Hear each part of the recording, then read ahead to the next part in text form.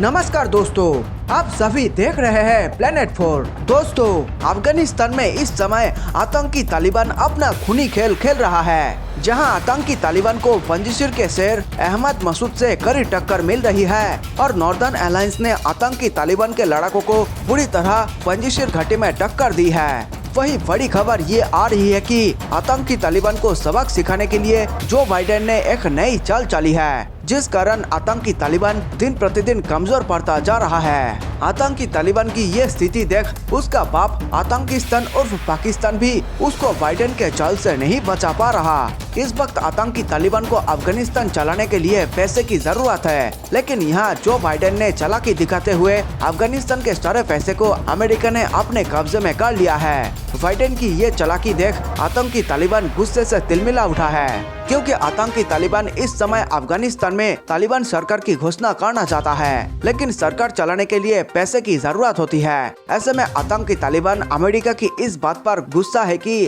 अफगानिस्तान के लोगों द्वारा कमाया गया पिछले 20 वर्ष का विदेशी मुद्रा भंडार मांगने के लिए आतंकी तालिबान को अमेरिका के सामने भिखारी की तरह हाथ फैलाने पड़ रहे हैं। दरअसल अमेरिका ये जानता था कि अफगानिस्तान की हालत आने वाले समय में बहुत खराब होने वाली है। ऐसे में अमेरिका ने चालाकी दिखाते हुए अफगानिस्तान की सरकार द्वारा पिछले 20 वर्षों में जो भी विदेशी मुद्रा कमाई गई थी, वो अमेरिका ने अपने शहर न्यूयॉर्क के फेडरल रिजर्व बैंक में रखवा दिया।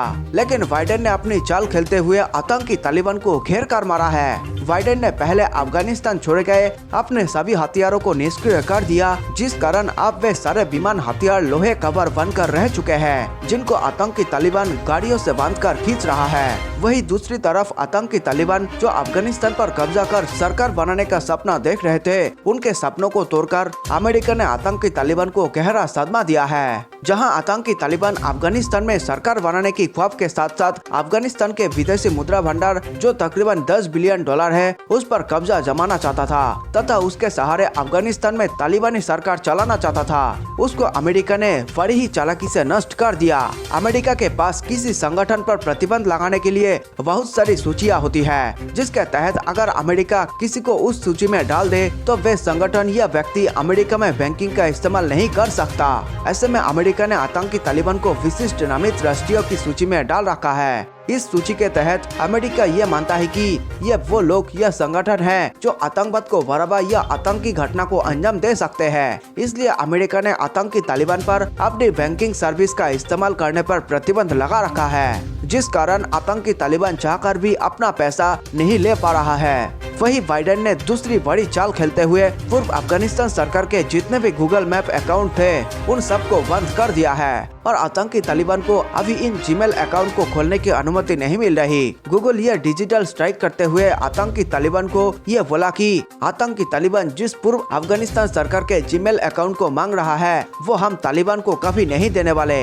इस बात को आगे बढ़ाते हुए गूगल कहा कि पूर्व अफगानिस्तान सरकार का जीमेल अकाउंट बहुत गुप्त है, उसमें अफगान सरकार ने विभिन्न देशों नेताओं और प्रधानमंत्री से बात करी है तथा उन जीमेल अकाउंट में पूर्व अफगानिस्तान सरकार में कार्यरत लोगों के नाम है, जो यदि आतंकी तालिबान के हाथ लग गए तो आतंकी तालिबान उन लोगों को मौत के घाट उतरकर अपना बदला ले सकता है। चाइना बना आतंकी तालिबान का खुदा। आतंकी तालिबान को अमेरिका द्वारा लगी गहरी चोट के कारण अब आतंकी तालिबान सरकार चलाने के लिए चीन से भीख मांगने को तैयार है। सच कहे तो चाइना इस मौके का कब से इंतजार कर रहा था।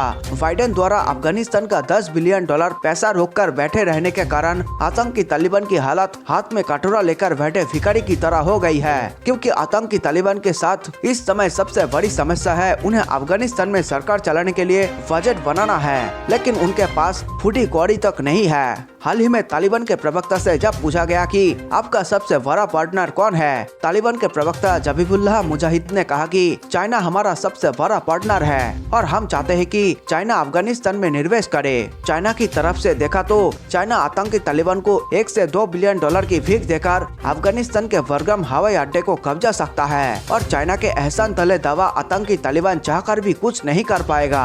तो वही ईरान ने युद्ध प्रभावित अफगानिस्तान को लेकर पाकिस्तान और तालिबान को सख्त चेतावनी जारी किया है। ईरान के विदेश मंत्री हुसैन आमिर अब्दुल्लाहियान ने कहा कि दोनों देश लक्ष्मण रेखा को पार न करें। पंजशीर में तालिबान के हमले की निंदा की। तालिबान ने कहा कि उसने पंजशीर पर कब्जा कर लिया है। फंजिशिर से जो खबरें आ रही है वे परेशान करने वाली है। हम हमले की निंदा करते हैं। शिया बहुल ईरान सुन्नी संगठन तालिबान की निंदा कर रहा है। आमिर अब्दुल्लाहियान ने कहा कि अफगानिस्तान में अराजकता का मूल कारण अमेरिका की गैर जिम्मेदारी है। ईरान यह भी मानता है कि अफगानिस्तान को देश के सभी जातीय समूहों के हितों को दर्शाते हुए एक व्यापक और समावेशी सरकार स्थापित करनी चाहिए। उन्होंने कहा, ईरान अंतर्राष्ट्रीय समुदाय से अफगानिस्तान को मानवीय सहायता प्रदान करने और अफगानिस्तान में ऐसी कोई स्थिति उत्पन्न होने से रोकने के लिए कोई कसर नहीं छोड़े जिससे लोग शरणार्थी बनने को मजबूर हो।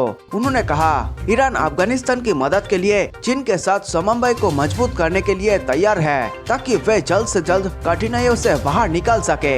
ईरान के राष्ट्रपति ने अफगानिस्तान में चुनाव कराने की मांग की। ईरान के राष्ट्रपति ने अफगानिस्तान में जल्द से जल्द चुनाव कराने की मांग की है ताकि देश का भविष्य निर्धारित हो सके। उन्होंने उम्मीद जताई कि अफगानिस्तान में फिर से यमन कायम हो सकेगा। शनिवार को सरकारी टेलीविजन चैनल से बातचीत में ईरान के राष्ट्रपति इब्राहिम राइसी ने कहा कि अफगान लोगों को जल्द से जल्द अपनी सरकार बनाने के लिए वोट देना चाहिए। उन्होंने कहा, वह सरकार बननी चाहिए जो जनता के वोटों से चुनी जाए और जनता की हो। राइसी ने कहा, इस्लामिक रिपब्लिक ने अफगानिस्तान में हमेशा अमन चाहा है, खून खराबा तथा अपनों की हत्या बंद होने की दुआ की है और जनता की इच्छा के अनुसार संप्रभुता चाहिए है। हम अफगान जनता द्वारा चुनी हुई सरकार का समर्थन करेंगे। चीन का अफगानिस्तान में ईरान के साथ एक सजा रुख बनाने का प्रयास। चीन युद्ध प्रभावित अफगानिस्तान में बड़ी सतर्कता से अपनी बढ़ती भूमिका को मजबूत करने के लिए उसके पड़ोसी देश ईरान के साथ एक सजा रुख बनाने की कोशिश कर रहा है। चीन तालिबान द्वारा अफगानिस्तान में एक ऐसी खुली समावेशी सरकार बनाने की प्रतीक्षा कर रहा है जो सभी आतंकवादी समूहों से खुद को अलग रखे। चीन अफगानिस्तान पर अपनी विकसित हो रही रणनीति को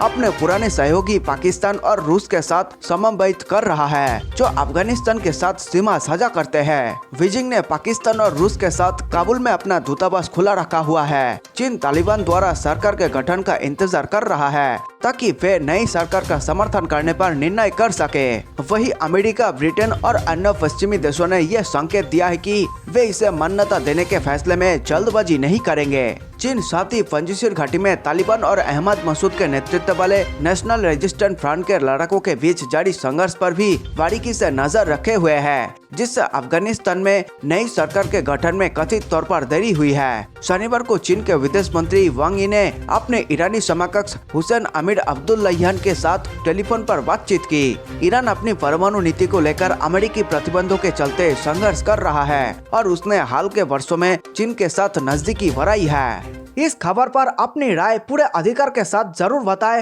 और देश और दुनिया की बड़ी खबरों के लिए देखते रहिए प्लेनेट 4। और हाँ, ये खबर पसंद आई तो वीडियो को लाइक करें और चैनल को सब्सक्राइब करें। मिलते हैं एक नए वीडियो के साथ, तब तक के लिए स्वीकार करें हमारा नमस्कार।